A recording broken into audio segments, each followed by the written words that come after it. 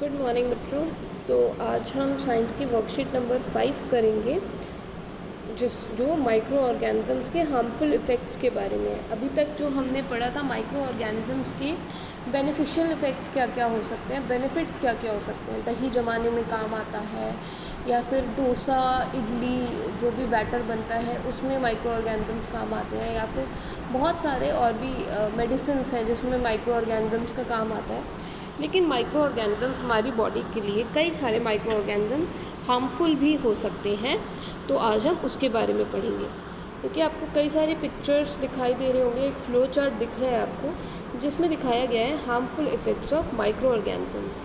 तो सबसे पहले देखिए, स्पॉइलिंग ऑफ फूड। यहाँ पे एक ब्रेड दिखाया गया है। अगर आप कुछ दिन के लिए या कुछ देर के लिए दूध को या फिर किसी खाने को अगर बाहर छोड़ देते हो, सुबह छोड़ देते हो और शाम को देखते हो आके, तो वो खाना ख़राब हो जाता है, उसमें से स्मेल आने लग जाती है, या उसका दिखने में भी वो ख़राब दिखने लग जाता है। और अगर 3-4 दिन के लिए छोड़ दिया तो उसके ऊपर फंगस की लेयर आ जाती है, या फिर पूरा वाइट सा दिखने लग जाता है। तो हम कहते हैं कि हमारा खाना ख़राब हो गया है। तो किस वजह से खाना ख़राब होता है?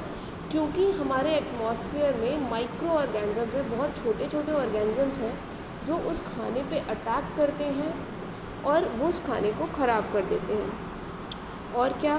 Causes disease in human and other animals such as malaria, TB, typhoid etcetera.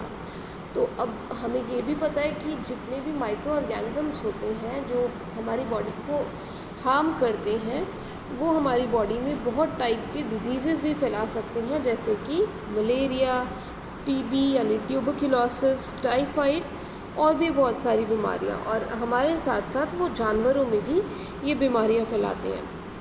आगे देखिए, some fungus can cause destruction to clothes, paper and leather on storage. तो अभी जब लॉकडाउन हुआ था उस टाइम पे एक न्यूज़ आई थी कि मलेशिया के एक मॉल में लेदर की शॉप थी, और इसमें पूरा जो लेदर का सामान था, लैक्स एंड करोड़्स का जो लेदर का सामान वहाँ पड़ा था। क्योंकि वो बहुत दिनों तक बंद रहा, वो मॉल बहुत दिनों तक वो शॉप्स बंद रही, तो उसके लेदर के ऊपर बहुत ज़्यादा माइक्रो ऑर्गेनिजम्स ने अटैक कर दिया, फंगस ने अटैक कर दिया और पूरा लेदर को ख़राब कर दिया। तो वहाँ जितने बैग्स पड़े हुए थे, चेयर्स या जितनी भी चीज़ें थी वहाँ लेदर की, वो सारी की सारी ख़राब हो गई थी। तो यही दिखाया गया है कि जो फंगस होता है, कई फंगस जो होते हैं वो क्लोथ्स को ख़राब कर सकते हैं, पेपर को ख़राब कर सकते हैं और लेदर को भी ख़राब कर सकते हैं, जो अगर बहुत ज़्यादा दिन तक वो पड़ा हुआ है। आगे देखते हैं, ये एनिमल्स में और ह्यूमंस में तो डिजीज़ होते ही हैं माइक्रो ऑर्गेनिजम्स या पैथोजेंस की वजह से। इसके अलावा प्लांट्स में भी डिजीज़ लगते हैं, प्लांट्स में भी बीमारियां लगती हैं, जैसे कि एक बीमारी है सिट्रस कैंकर। तो सिट्रस कैंकर में क्या होता है? देखिए, आप लीव्स ख़राब होने लग जाती हैं, या जो फ्रूट्स आते हैं इसकी ये भी ख़राब होने लग जाते हैं और ये खाने लायक, यूज़ के लायक नहीं रह जाते। तो ये एनिमल्स में और ह्यूमंस में और साथ के साथ प्लांट्स में भी डिजीज़ करते हैं कुछ माइक्रो ऑर्गेनिज्म। आगे देखिए, डैमेज टू वाटर बॉडीज़ और it is also called as algal bloom. Algae जो होती है वो पूरे पानी में पूरी तरह से फैल जाती है, जिससे कि पूरे पानी को बर्बाद कर देती है। यहाँ पिक्चर देखिए, आपने खुद भी देखा होगा कि कुछ मान लीजिए नया कोई पॉन्ड बना और कुछ सालों तक उसमें अगर सफाई नहीं हुई तो उसके ऊपर एक पूरी काई की लेयर आ जाती है। और क्या होता है, जितनी भी मछलियाँ होंगी उसके अंदर की मर जाएंगी, जितने भी पौधे होंगे बाकी के पौधे मर जाएंगे। तो क्या होता है बेटा, जैसे ही पानी के ऊपर एक काई की पूरी लेयर आ जाएगी, इसके अंदर जो पानी के अंदर मान लो फिशेस है या और कोई ऑर्गेनिजम्स हैं, तो उन तक ऑक्सीजन ढंग से नहीं पहुंच पाएगा। और अगर ऑक्सीजन ढंग से नहीं पहुंच पाएगा तो ये जितनी भी लाइफ फॉर्म्स हैं, फ़िश है या और भी कोई इंसेक्ट्स हैं उसके अंदर, वो सारे के सारे मर जाएंगे। तो ये भी डिस्ट्रक्शन करता है। यहाँ पे आप देख रहे होंगे, यहाँ पे एक फ़िश मरी हुई है। क्यों? क्योंकि पानी में बहुत ज़्यादा काई है और उस तक ऑक्सीजन नहीं पहुँच पा रही है इस वजह से। तो ये भी बहुत ही ज़्यादा हार्मफुल है इन्वायरमेंट के लिए। तो ये सारे हार्मफुल इफ़ेक्ट्स हुए। पढ़ते हैं आगे। So far we have learn about beneficial effects of microorganisms along with their medicinal and commercial usages. तो अभी तक तो जो हमने पढ़ा वो बेनिफिशियल इफ़ेक्ट्स पढ़े कि मेडिसिन में यूज़ होते हैं या फिर बहुत सारा और सामान बनाने के यूज़ होते हैं, लेकिन कई सारे माइक्रो ऑर्गेनिजम्स ऐसे भी होते हैं जो कि बहुत ज़्यादा हार्मफुल होते हैं हमारे लिए भी, एनिमल्स के लिए भी और प्लांट्स के लिए भी, जो कि हमें यहाँ पे दिखाया गया है। ठीक है, they cause various communicable diseases in plants. Communicable disease यानी कि जो एक इंसान से दूसरे इंसान तक या जानवरों से इंसान तक फैल सकती है। In plants, animals and human beings some microorganisms have other harmful effect such as spoilage of food, खाना ख़राब कर देते हैं, एल्गल ब्लूम जो अभी हमने पढ़ा, damage to cloth and leather items. अब ये सब भी हमने अभी पढ़ा कि ये सब भी माइक्रो ऑर्गेनिजम्स, अलग अलग तरह के माइक्रो ऑर्गेनिजम्स की वजह से ये सब भी होता है। आगे देखिए बेटा, the disease causing microorganisms are called pathogens. जो भी माइक्रो ऑर्गेनिजम्स होते हैं जिनसे बीमारियां फैलती हैं उनको कहा जाता है, उनको एक स्पेसिफिक नाम दिया गया है, pathogens. So the disease causing microorganisms are called pathogens. These pathogens are transmitted from one infected person to healthy person by various means. अब ये जो पैथोजेंस होते हैं या फिर डिजीज़ कॉजिंग माइक्रो ऑर्गेनिजम्स हैं, ये एक इंसान से जो कि इन्फेक्टेड है उससे एक हेल्दी इंसान तक जा सकता है। कैसे कैसे? Through the contaminated blood. अगर किसी इंसान का इन्फेक्टेड है या कोई बीमारी करने वाले उसके अंदर पैथोजेंस है, तो एक इंसान का ब्लड अगर दूसरे इंसान में चला जाएगा तो उस दूसरे इंसान में भी वो बीमारी फैल जाएगी।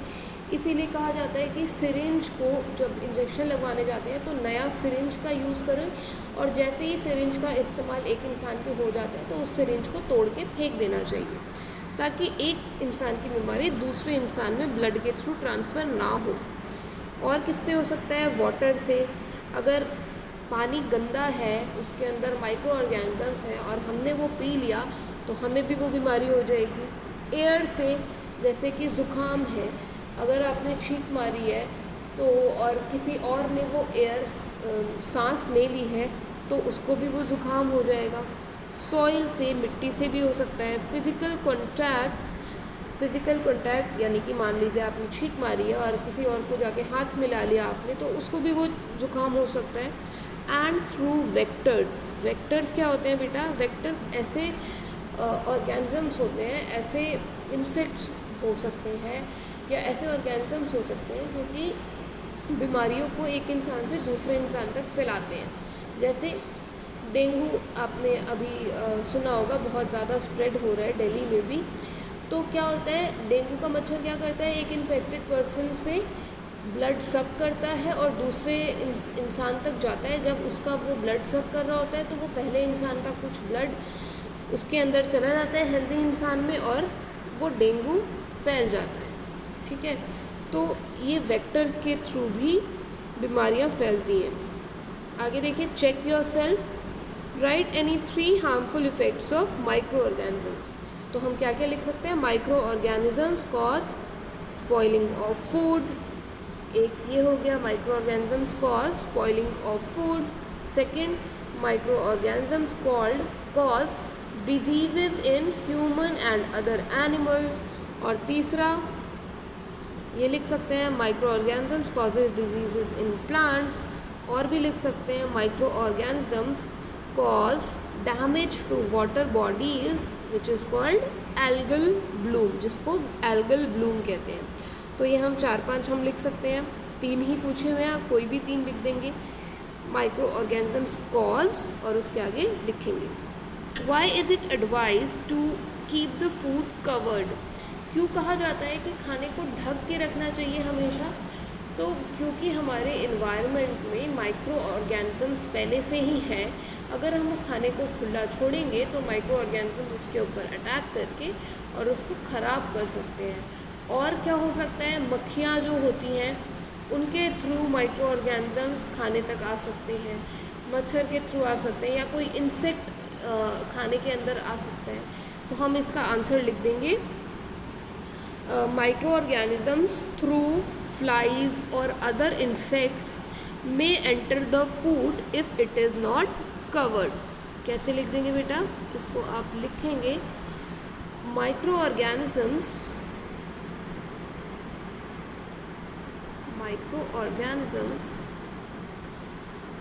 may attack the food through, किसके थ्रू? फ्लाइज के थ्रू या इंसेक्ट्स के through, through flies, insects, etc. Microorganisms may attack the food through flies, insects, etc. So it is advised to keep the food covered. Right? आगे देखते हैं, बेटा। What are pathogens? How are they transmitted? क्या होते हैं pathogens और कैसे वो फैलते हैं? तो लिखा हुआ है यहाँ पे The disease causing microorganisms are called pathogens. These pathogens are transmitted from one infected person to healthy person by various means like, या फिर आप इतना ही लिख सकते हैं The disease causing microorganisms are called pathogens. These pathogens are transmitted through contaminated blood, water, air, soil, etc. आगे देखते हैं name any 2 diseases caused by micro organisms. कोई भी 2 डिजीज़ेस का नाम लिखना है जो कि माइक्रो ऑर्गेनिज्म से होती है। तो आप लिख देंगे मलेरिया, टीबी, टाइफॉइड, ये सारी डिजीज़ेस माइक्रो ऑर्गेनिज्म से होती हैं। तो अब आप इसको कॉपी में करेंगे बेटा। Okay, thank you.